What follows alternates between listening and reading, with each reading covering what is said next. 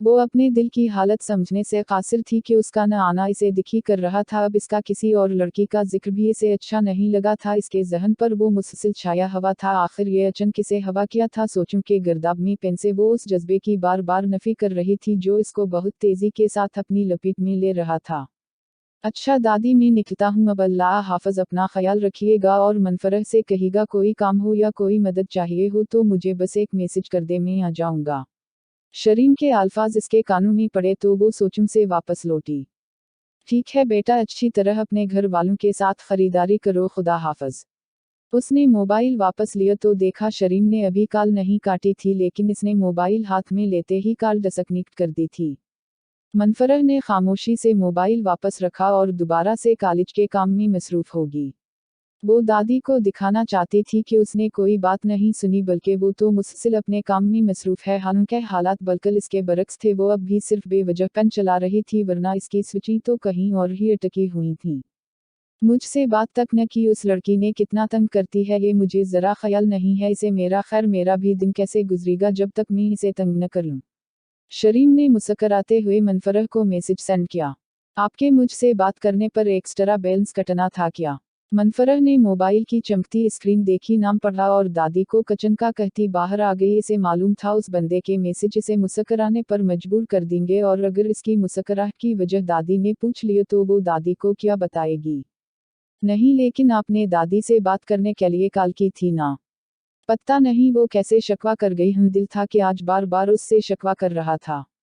हम वैसे की तो दादी से ही बात करने के लिए थी, क्योंकि वो मुझे याद कर रही थी, बस इनकी याद ने मुझे उनसे बात करने पर मजबूर कर दिया था। वो कब बाज आने वाला था? मनफरह की आंखें नमकीन पानी से भर गईं। उस बेखबर को क्या मालूम कोई और इसे रात भर से दादी तो क्या उस जहान में सबसे याद कर रहा था, लेकिन वो इसे बता नहीं सकती थी, न अभी न कभी बाद में। जब काफी देर तक उसने कोई जवाब न दिया तब शरीम का मैसेज आया। वैसे भी बकवल आपके, आप उन लोगों में से तो ही नहीं जिनसे मैं फ्री होता हूँ। नहीं, आप शायद भूल रहे हैं, मेरा शुमार इसमें से एक कैटेगरी में होता है। जी बिल्कुल, मैं बताऊं कौन सी? नहीं शुक्रिया, मुझे मालूम है। शरीम मनफरह के चेहरे पर मुस्कुराहट लाने में कामयाब हो गया था। मैं खुद बता देती हूँ। ओल्ड सिटीजन्स, वक्फताम अलामत वाविन। मनफरह ने मुस्कुरा कर इसे मैसेज सेंड किया। अरे नहीं भाई, बिल्कुल नहीं। ये आपकी कैटेगरी नहीं है, आपका शुमार तो खूबसूरत लड़की में होता है। अलामत वाविन। अक्सा एक बार फिर नाक करने आई थी, लेकिन वो तो दुनिया का सबसे अहम काम करने में मसरूफ था। मैसेज सेंड करके अब वो खलखला के हंसा था और दूसरी तरफ मनफरह के हाथ से मोबाइल ही नीचे गिर गया था। उसने जल्दी से मोबाइल उठाया, ऊपर रखा और मुस्कराती हुई काम में मसरूफ हो गई। अक्सा इसकी खलखलाहट सुनकर कमरे में आ गई थी। सब ठीक है ना? तुम किससे बातें कर रहे हो जो इतनी जोर जोर से हंस रहे हो? उसने आंखें सकीड़ कर देखते हुए उससे पूछा। अरे यार, वो नबील से बात कर रहा था, चलो बस चलते हैं, मैं जरा बाल ठीक कर लूं। शरीम अपनी मुस्कुराहट छपाता मोबाइल वहीं रखकर शीशे के सामने जिक्र हेयर ब्रश करने लगा, जबकि अक्सा ने इसी वक्त को गनीमत जाना और आहिस्ता से मोबाइल उठाया। मैसेज भेजने वाले का नाम पढ़ा तो इसकी आंखें हैरत और खुशी से पूरी की पूरी खल गईं।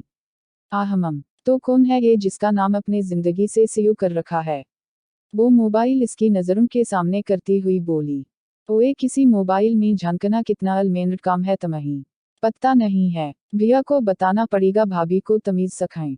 शरीम ने मोबाइल साइड जेब में डालते हुए इसे टेढ़ी नज़रों से देखा।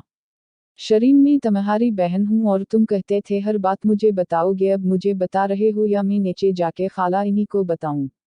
वो धमकी देते हुए बोली। भाभी ऐसा कुछ नहीं है, ये तो बस ऐसे ही।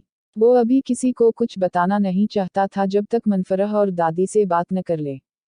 शरीम देखो, मेरी बात सुनो, अगर यूनाई तुम किसी से टाइम पास कर रहे हो तक मेरी बात मानो ना करो, क्योंकि हो सकता है वो लड़की सीरियस हो, और अगर तुम भी सीरियस हो, ऐसा कुछ भी है तो कम अज कम मुझे ज़रूर बताओ ताकि मैं खाला और खालों तक बात पहुंचाने में तुम्हारी कोई हेल्प कर सकूं। क्या तुम मुझे अपनी बहन और दोस्त नहीं समझते? अच्छा ठीक है, बताता हूँ, पहले अम्मी को नीचे आवाज़ लगा दूँ कि हम बस अभी आते हैं। अक्सा ने फौरन इन्हीं को बताया और वापस शरीम के पास आकर बैठ गई। हम एक लड़की है, अभी चंद दिन हुए हैं उससे मिले, मुझे अच्छी लगती है बस वो। अलामत वाविन। सिर्फ अच्छी लगती है या आ? अक्सा ने इसे खुशमगी निगाहों से घोदा। मैं सीरियस हूँ अक्सा भाभी।